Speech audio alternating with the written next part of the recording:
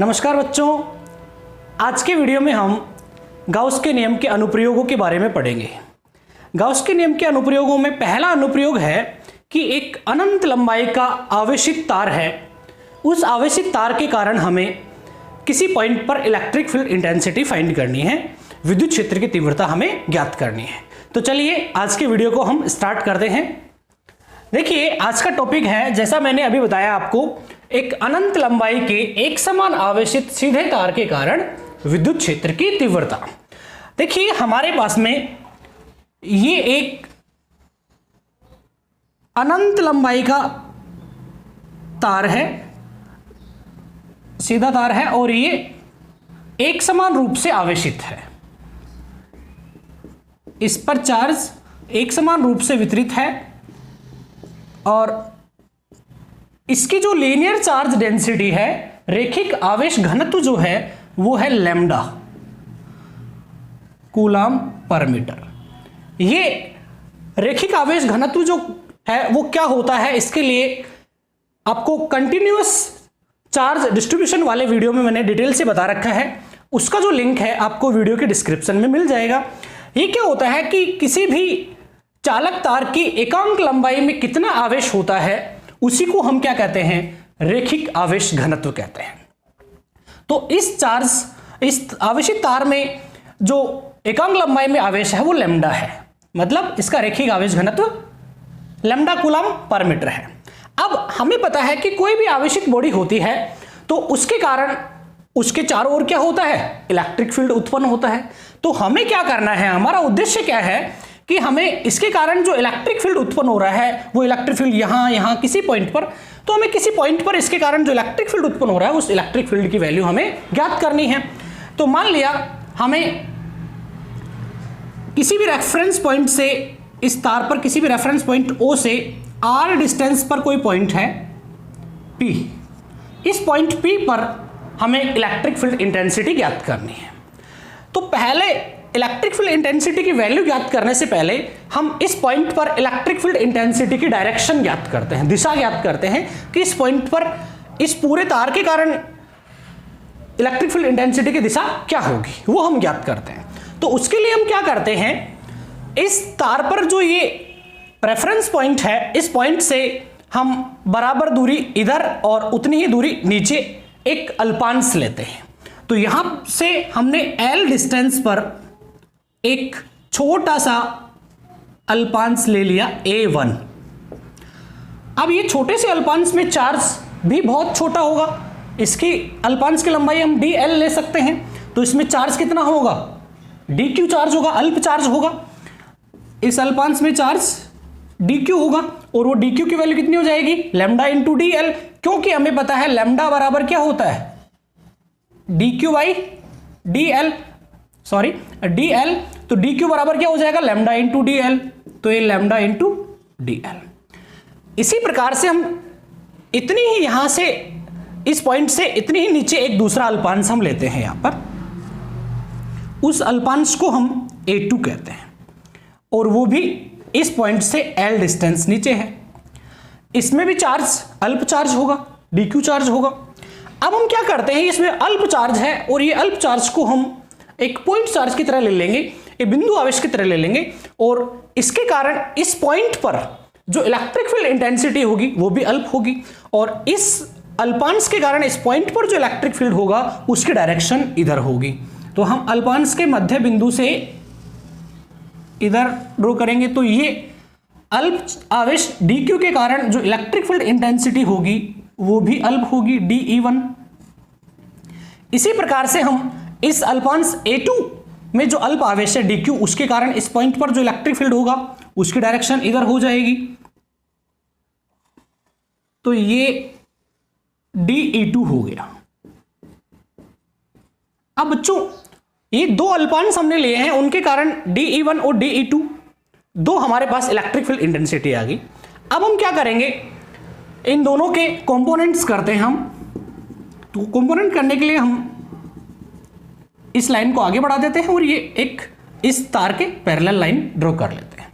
अब मान लिया ये डिस्टेंस और ये डिस्टेंस दोनों बराबर हैं, तो ये एंगल भी क्या होंगे, बराबर होंगे। ये थीटा तो ये भी थीटा, ये थीटा है तो ये भी थीटा हो जाएगा और ये भी थीटा हो जाएगा। अब हम क्या करते हैं इसमें कि DE1 के हम घटक करते हैं, कंपोनेंट करते हैं, तो इधर थीटा एंगल है तो इसका ये वाला जो घटक है वो कितना हो जाएगा, DE1 cos थीटा।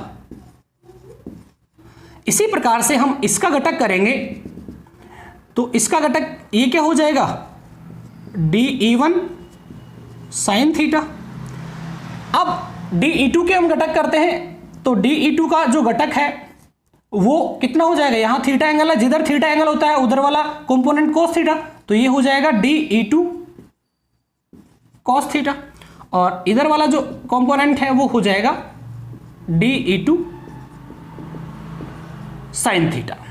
अब बच्चों यहां पर हम देख रहे हैं कि इस पॉइंट से बराबर दूरी पर ऊपर और नीचे हमने दो अल्पांश लिए और बराबर लंबाई के हमने अल्पांश लिए हैं, तो इन दोनों में जो चार्ज है वो भी समान होगा। चार्ज अगर इन दोनों में समान होगा तो DE1 और DE2 इन दोनों की वैल्यूज भी क्या होंगी, बराबर होंगी। बराबर होंगी तो DE1 sin थीटा और DE2 sin थीटा भी एक दूसरे से बराबर हो जाएंगे। अब जब ये दोनों बराबर हो जाएंगे, दिशा में एक ऊपर है और एक नीचे है, तो ये दोनों एक दूसरे को क्या कर देते हैं, कैंसिल आउट कर देते हैं, निरस्त कर देते हैं। और ये दोनों कैंसिल हो गए तो इन दोनों अल्पांशों के कारण जो कुल तीव्रता है वो इस दिशा में आ रही है, इस डायरेक्शन में, और यहां पर कितना एंगल है, 90 डिग्री का। इसका मतलब क्या है कि इन दोनों अल्पांशों के कारण जो तीव्रता आ रही है, परिणामी तीव्रता जो है वो इस तार के लंबवत बाहर की ओर है। इसी प्रकार से अगर हम अन्य सममित अल्पांश और ले लें इस तार के ऊपर, तो उन सभी के कारण भी जो डायरेक्शन होगी इलेक्ट्रिक फील्ड की वो इस तार के लंबवत O से P की ओर होगी। तो बच्चों ध्यान रखना है कि कोई भी एक अनंत लंबाई का जो वायर है उसके कारण किसी पॉइंट पर जो इलेक्ट्रिक फील्ड इंटेंसिटी होती है उस तार के लंबवत उस बिंदु की ओर होती है। अब हम यहां पर क्या देखते हैं, इसके आगे ये तो हमने डायरेक्शन फाइंड कर ली है। इसके बाद में हम देखेंगे कि इस पॉइंट पर इलेक्ट्रिक फील्ड की डायरेक्शन तो O से P की ओर हो गई। अब इलेक्ट्रिक फील्ड इंटेंसिटी की मैग्नीट्यूड कितना है, यहां पर परिमाण कितना है, वो हम ज्ञात करते हैं। तो उसके लिए हम क्या करते हैं, हमें गाउसियन सरफेस लेनी होगी। तो ये दिशा आपको ध्यान रखनी है, दिशा हम लिख दें यहां पे, दिशा क्या हो जाएगी, तार के लंबवत O से P की ओर, ये इलेक्ट्रिक फील्ड इंटेंसिटी की डायरेक्शन आ गई। तो ये ध्यान रखना आपको। इसके आगे हम क्या करते हैं, अब इस पॉइंट पर विद्युत क्षेत्र का परिमाण ज्ञात करते हैं। तो परिमाण ज्ञात करने के लिए हम क्या करेंगे, हमें गाउसियन सरफेस लेनी होगी। और गाउसियन सरफेस कैसे लेते हैं, उसके लिए आपको जब गाउस का नियम मैंने पढ़ाया था तो उस टाइम में भी मैंने आपको उस वीडियो में बताया था कि गाउसियन सरफेस लेते हैं तो हमें क्या क्या चीजें ध्यान में रखनी होती हैं। ये हमारे पास एक अनंत लंबाई का वायर है। अनंत लंबाई से मतलब ये है कि जैसे मान लिया हमें इस पॉइंट पर इलेक्ट्रिक फील्ड फाइंड करना है P पर, और ये इससे R डिस्टेंस पर है, तो इस दूरी के कंपैरिजन में इस वायर की लेंथ जो है वो बहुत ज्यादा है, तो इस कारण ये तार अनंत लंबाई जैसा प्रतीत होता है। अनंत का मतलब ये नहीं है कि इसका कोई अंत ही नहीं है, ऐसा नहीं है। सिर्फ ये ध्यान रखना है कि इस लेंथ के कंपैरिजन में इस वायर की जो लेंथ है वो बहुत ज्यादा है। अब हम इस पॉइंट पर इलेक्ट्रिक फील्ड का मैग्नीट्यूड फाइंड करने के लिए हम एक गाउसियन सरफेस लेते हैं। अब हमें पता है बच्चों कि इस वायर के कारण जो इलेक्ट्रिक फील्ड होता है वो इधर होता है। अगर ये पॉइंट इधर है तो इधर होगा, अगर पॉइंट इधर है तो इधर हो जाएगा, अगर पॉइंट यहां होता तो इधर हो जाता, बोर्ड के उधर होता तो उधर हो जाता। मतलब इस पर जो इसके कारण जो इलेक्ट्रिक फील्ड है वो सिलेंड्रिकली सिमेट्रिक है, बेलनाकार रूप से सममित है। तो यहां पर हम एक गाउसियन सरफेस लेते हैं, एक बंद पृष्ठ लेते हैं, उस बंद पृष्ठ को हम गाउसियन सरफेस कह रहे हैं। तो यहां पर हम एक R त्रिज्या का गाउसियन सरफेस लेते हैं, इधर भी हम क्या करेंगे R त्रिज्या का, और ये बेलनाकार गाउसियन सरफेस लेते हैं हम। ये क्या है, गाउसीय पृष्ठ। अब बच्चों गाउसीय पृष्ठ की कल्पना करते समय हमें 3 बिंदुओं को ध्यान में रखना होता है जो गाउस वाले वीडियो में मैंने बताया था। वो पॉइंट्स क्या हैं उनको हम दोबारा से देखते हैं। हम ऐसा गाउसिया पृष्ठ लेते हैं कि जिसके हर एक बिंदु पर एंगल जो होता है वो या तो 0 डिग्री हो या फिर 90 डिग्री हो। तो यहां पर हम बात कर रहे हैं, जैसे मान लिया यहां पर मैं एक छोटा सा इसके वक्र पृष्ठ पर एक छोटा सा एरिया एलिमेंट ले लूं मैं और उसको मैं ds कह दूं। तो यहां पर इसका एरिया एलिमेंट की जो डायरेक्शन होगी किधर होगी, इसके लंबवत बाहर की ओर। तो यहां पर इसकी जो डायरेक्शन है ds वेक्टर की वो इधर हो जाएगी। और अभी अभी हमने देखा है कि इस वायर के कारण इस पॉइंट पर इलेक्ट्रिक फील्ड की डायरेक्शन भी इधर होती है, तो E की डायरेक्शन भी इधर हो गई। तो अब बच्चों यहां के लिए हम बात करें तो E और ds के बीच एंगल कितना हो गया, थीटा इज इक्वल टू 0, दोनों सेम डायरेक्शन में है। तो अब मैं इसके नीचे वाले वर्ताकार भाग की बात करूं, वर्ताकार पृष्ठ की बात करूं, यहां पर मैं एक छोटा सा एरिया एलिमेंट ले लूं। तो इस छोटे से एरिया एलिमेंट की जो डायरेक्शन है इस तल के लंबवत बाहर की ओर होती है। ये क्षेत्रफल सदिश की दिशा ज्ञात करने के लिए भी एक अलग से वीडियो बना रखा है, उसका लिंक भी आपको मैं वीडियो के डिस्क्रिप्शन में दे दूंगा। तो इसकी जो डायरेक्शन है ds वेक्टर वो इधर हो जाएगी, लेकिन इलेक्ट्रिक फील्ड तो इधर ही होगा ना इस पूरे वायर के कारण। तो यहां पर इलेक्ट्रिक फील्ड की जो डायरेक्शन है वो तो इधर है। अब यहां हम देख रहे हैं E और ds के बीच जो एंगल है वो कितना है, थीटा इज इक्वल टू 90 है। इसी प्रकार से हम ऊपर वाले वर्ताकार भाग पर बात करें और यहां पर एक छोटा सा एरिया एलिमेंट ले लें, तो इस एरिया एलिमेंट की जो डायरेक्शन है वो ऊपर की तरफ हो जाएगी और इलेक्ट्रिक फील्ड इधर हो जाएगा, E की डायरेक्शन इधर हो जाएगी। तो यहां पे theta is equal to 90 degree है। तो बच्चों गाउसियन सरफेस की कल्पना करते समय 3 बिंदु ध्यान रखते हैं। तो उनमें पहला पॉइंट है कि हम एक ऐसा गाउसियन सरफेस लेते हैं जिसके प्रत्येक बिंदु पर E और ds के बीच जो एंगल है वो या तो 90 डिग्री हो या फिर 0 डिग्री हो। तो ये कंडीशन फुलफिल हो रही है। दूसरा पॉइंट क्या था कि जिस पॉइंट पर हमें इलेक्ट्रिक फील्ड फाइंड करना है वो पॉइंट गाउसियन सरफेस पर होना चाहिए। तो ये पॉइंट भी हमारा गाउसियन सरफेस पर है। और तीसरी बात क्या थी कि उस गाउसियन सरफेस पर इलेक्ट्रिक फील्ड इंटेंसिटी कांस्टेंट होनी चाहिए, नियत होनी चाहिए। तो देखिए इस वायर से इस गाउसियन सरफेस, ये जो गाउसियन सरफेस है ये r डिस्टेंस पर है, हर एक बिंदु जो है r डिस्टेंस पर होगा, बराबर दूरी पर होगा। यहां पर पॉइंट लेंगे वो भी r डिस्टेंस पर, यहां पर पॉइंट लेंगे वो भी r दूरी पर। जब दूरी फिक्स है इसका मतलब इलेक्ट्रिक फील्ड इंटेंसिटी भी क्या हो जाएगी, नियत हो जाएगी। इसलिए तीनों कंडीशन फुलफिल हो रही है। तो अब हम क्या करते हैं कि इस गाउसियन सरफेस में कितना चार्ज है वो हम देखते हैं। तो यहां देखेंगे गाउसीय पृष्ठ द्वारा परिबद्ध आवेश,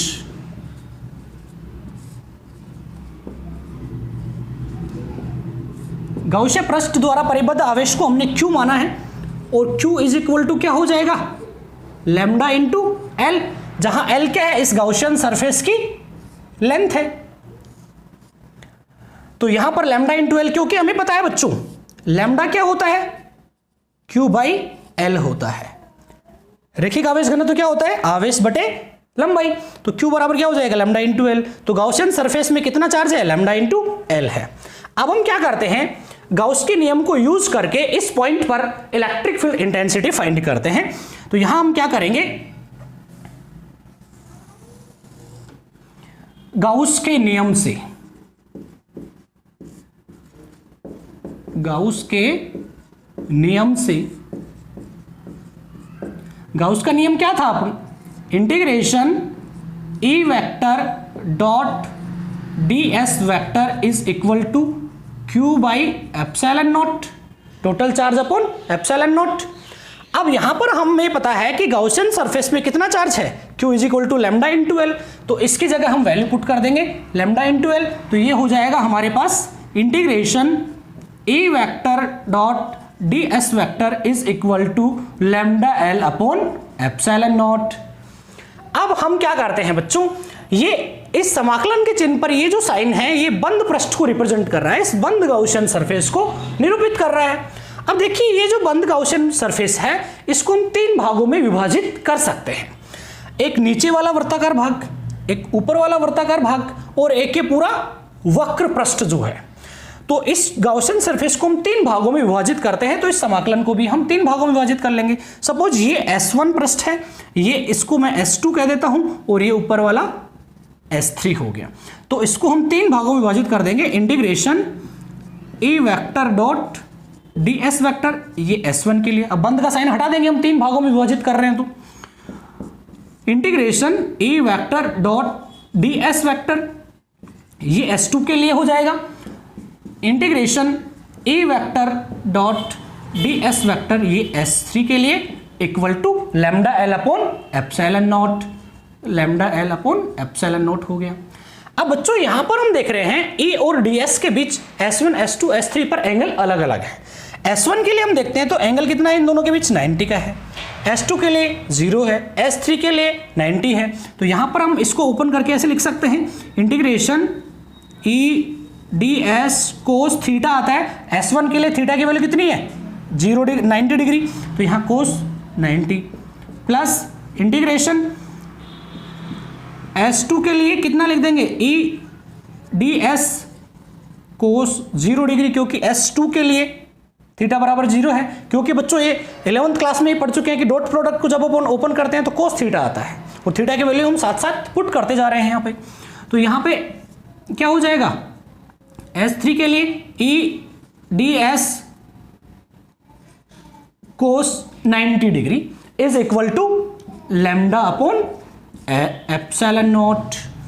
अब बच्चों हमें पता है कोस 90 की वैल्यू क्या होती है, 0, तो ये वाला पार्ट भी पूरा 0 हो जाएगा कोस 90 0 होने से, और ये वाला पार्ट भी पूरा 0 हो जाएगा। तो हमारे पास क्या आ जाएगा, 0 प्लस इंटीग्रेशन E ds कोस 0 की वैल्यू कितनी होती है, 1, तो 1 हम लिखेंगे नहीं यहाँ पे, S2 plus 0 is equal to lambda L upon epsilon naught. अब हम यहां पर देख रहे हैं बच्चों S2 क्या है, ये वक्र पृष्ठ है, और ये वक्र पृष्ठ पर हर एक बिंदु जो होता है वक्र पृष्ठ का, वो इस वायर से बराबर दूरी r पर है। इसलिए बराबर दूरी पर है तो इस वक्र पृष्ठ पर स्थित प्रत्येक बिंदु पर इलेक्ट्रिक फील्ड इंटेंसिटी क्या होगी, नियत होगी।